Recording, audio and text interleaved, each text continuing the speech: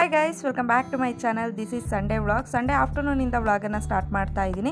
So Sunday morning almost ನಾನು ಪ್ರತಿ ಸಲ ಏನು ಮಾಡ್ತೀನಿ, ಡೈಲಿ ತಿಂಡಿ ತಿಂದು ಬೇಜಾರಾಗಿರುತ್ತೆ ಅಂತ ಅಡುಗೆನೇ ಮಾಡಿಬಿಡ್ತೀನಿ.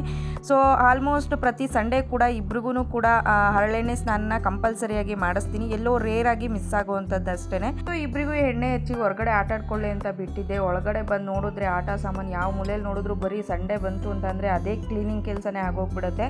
ವಾರ ಇದ್ದಿದ್ದರಿಂದ ನೆಲ ಎಲ್ಲ ತೊಳ್ಕೊಂಡು ನೀಟಾಗಿ ವಾಶ್ ಮಾಡಿ ಆನಂತರ 3:30-4 ಗಂಟೆಗೆ ಇಬ್ಬರಿಗೂ ಕೂಡ ಸ್ನಾನ ಮಾಡಿಸಿದೆ. ನಾನು ಸ್ನಾನ ಮಾಡಿಕೊಂಡು ಆನಂತರ ಎಲ್ಲ ಫೇಸ್ಗೆ ಏನು ಕ್ರೀಮ್ ಇರುತ್ತೆ ಸೊ ಎಲ್ಲನೂ ಹಚ್ಕೊಂಡು ಆನಂತರ ಅಡುಗೆ ಮನೆಗೆ ಬಂದೆ.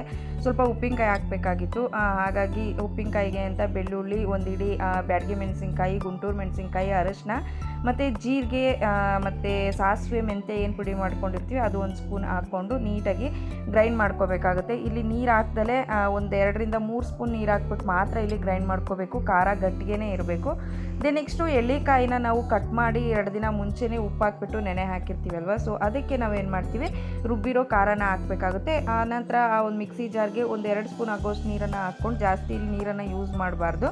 ಮತ್ತು ರುಚಿಗೆ ತಕ್ಕಷ್ಟು ಉಪ್ಪು ಹಾಕ್ಕೊಳ್ತಾ ಇದ್ದೀನಿ. ಇದು ನೆಕ್ಸ್ಟು ನಿಮಗೆ ಹಿಂಗೆ ಬೇಕು ಅಂತ ಅಂದರೆ ಅದನ್ನು ಕೂಡ ಯೂಸ್ ಮಾಡ್ಕೊಬೋದು. ಏಕೆಂತಂದರೆ ಕೆಲವ್ರ ಕೈಲಿ ಬೇಗ ಕೆಟ್ಟೋಗ್ಬಿಡುತ್ತೆ ಉಪ್ಪಿನಕಾಯಿ. ಸೊ ನನ್ನ ಕೈಲಿ ಏನೂ ಪ್ರಾಬ್ಲಮ್ ಆಗೋದಿಲ್ಲ, ಹಾಗಾಗಿ ನಾನು ಹಿಂಗನ್ನು ಜಾಸ್ತಿ ಯೂಸ್ ಮಾಡೋದಿಲ್ಲ. ಸೊ ಫೈನಲ್ ಆಗಿ ಎಳ್ಳಿಕಾಯಿ ಉಪ್ಪಿನಕಾಯಿ, ರುಚಿಯಾದಂತಹ ಉಪ್ಪಿನಕಾಯಿ ರೆಡಿ ಆಗುತ್ತೆ ಅಂತಲೇ ಹೇಳ್ಬೋದು. ಸೊ ಕೆಲವೊಬ್ರು ಏನು ಮಾಡ್ತಾರೆ ಅಂತ ಅಂದರೆ ನೀರ್ಗಾಯಿ ಅನ್ನೋ ರೀತಿ ಕೂಡ ಮಾಡ್ತಾರೆ. ಅದಕ್ಕೆ ನೀವು ಖಾರನ ಸ್ವಲ್ಪ ತೆಳುವಾಗಿ ಮಾಡಿಕೊಂಡ್ರೂ ನಡೆಯುತ್ತೆ. ಬಟ್ ಈ ರೀತಿ ಮಾಡಬೇಕು ಅಂತ ಅಂದರೆ ಗಟ್ಟಿಗೆ ಮಾಡಿಕೊಂಡ್ರೇ ತುಂಬ ಚೆನ್ನಾಗಿರುತ್ತೆ. 1-2 ದಿನ ಖಾರದಲ್ಲಿ ಮಾಗಿದ್ರೆ ಇನ್ನೂ ಸೂಪರಾಗಿ ಟೇಸ್ಟ್ ಬರುತ್ತೆ ಅಂತಲೇ ಹೇಳ್ಬೋದು. ಇದಕ್ಕೆ ಎಕ್ಸ್ಟ್ರಾ ಹುಳಿಯನ್ನು ಆ್ಯಡ್ ಮಾಡುವಂಥ ಅವಶ್ಯಕತೆ ಇಲ್ಲ.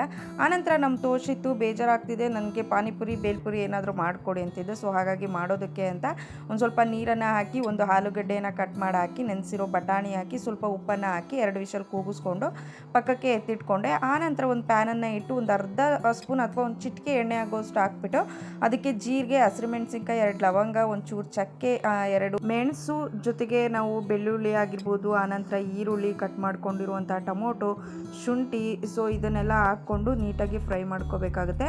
ಮಧ್ಯದಲ್ಲಿ ನಾವು ಪುದೀನ ಸೊಪ್ಪನ್ನು ಹಾಕ್ಕೋಬೇಕಾಗುತ್ತೆ. ಇದು ಒಂದು 0.5% ಫ್ರೈ ಆಯಿತು ಅಂತ ಅಂದಮೇಲೆ ನಾವು ಪುದೀನ ಸೊಪ್ಪನ್ನು 1-2 ಸಲ ನೀರಲ್ಲಿ ತೊಳೆದ್ಬಿಟ್ಟು ಅದರೊಳಗಡೆನೆ ಹಾಕ್ಕೋಬೇಕಾಗುತ್ತೆ. ಕೊತ್ತಂಬರಿ ಸೊಪ್ಪನ್ನು ಕೂಡ ಹಾಕ್ಕೋಬೇಕಾಗುತ್ತೆ.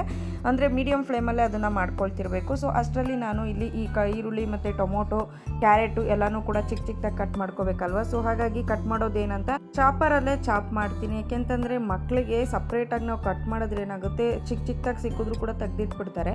ಈ ರೀತಿ ಚಾಪ್ ಮಾಡಿದ್ರೆ ಯಾವುದನ್ನು ಕೂಡ ತೆಗ್ದಿಡೋದಕ್ಕೆ ಚಾನ್ಸೇ ಇರೋದಿಲ್ಲ. ಸೊ ಆರಾಮಾಗಿ ತಿಂದ್ಬಿಡ್ತಾರೆ ಅಂತಲೇ ಹೇಳ್ಬೋದು.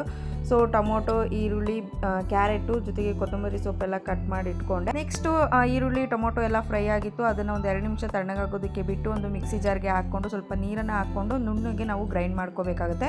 ಅಷ್ಟರಲ್ಲಿ ಬಟಾಣಿ ಮತ್ತು ಆಲೂಗಡ್ಡೆ ಬೆಂದು ವಿಷಲ್ ಕೂಡ ಬಿಟ್ಟಿರುತ್ತೆ. ಸೊ ಅದನ್ನು ಕೂಡ ಸ್ಮ್ಯಾಶ್ ಮಾಡಿ ಪಕ್ಕಕ್ಕೆ ಎತ್ತಿಟ್ಕೊಂಡು ಒಂದು ಪ್ಯಾನ್ ಏನು ಫ್ರೈ ಮಾಡ್ಕೊಂಡ್ವಿ ಅದೇ ಪ್ಯಾನ್ಗೆ ಒಂದು ಸ್ವಲ್ಪ ನೀರನ್ನು ಹಾಕ್ಬಿಟ್ಟು ಆನಂತರ ರುಬ್ಬಿರೋ ಮಿಶ್ರಣ ಆಗಿರ್ಬೋದು, ಆನಂತರ ನಾವು ಟೊಮೊಟೊ ಬಟಾಣಿ ಮಿಶ್ರಣ ಏನು ಸ್ಮ್ಯಾಶ್ ಮಾಡಿದ್ವಿ ಅದಾಗಿರ್ಬೋದು ಹಾಕ್ಕೊಂಡು ಸ್ವಲ್ಪ ನೀರನ್ನು ಎಷ್ಟು ಕನ್ಸಿಸ್ಟೆನ್ಸಿ ನೋಡ್ಕೊಂಡು ಹಾಕ್ಕೊಳ್ಳಿ. ಆನಂತರ ಇದಕ್ಕೆ ಗರಂ ಮಸಾಲ, ಸಾಂಬಾರು ಪೌಡರ್, ರುಚಿಗೆ ತಕ್ಕಷ್ಟು ಉಪ್ಪು, ಆನಂತರ ಚಾಟ್ ಮಸಾಲ, ಜೀರಾ ಪೌಡರ್ ಇದ್ದರೆ ಸೊ ಅದನ್ನು ಆ್ಯಡ್ ಮಾಡಿಕೊಂಡು ಕೊನೆಯದಾಗಿ ಸ್ವಲ್ಪ ಬೆಲ್ಲವನ್ನು ಹಾಕ್ಕೊಂಡ್ರೆ ರುಚಿ ತುಂಬಾ ಚೆನ್ನಾಗಿರುತ್ತೆ ಅಂತಲೇ ಹೇಳ್ಬೋದು. ತೀರಾ ತೆಳು ಮಾಡ್ಕೊಳ್ಳೋದಕ್ಕೆ ಹೋಗಬೇಡಿ.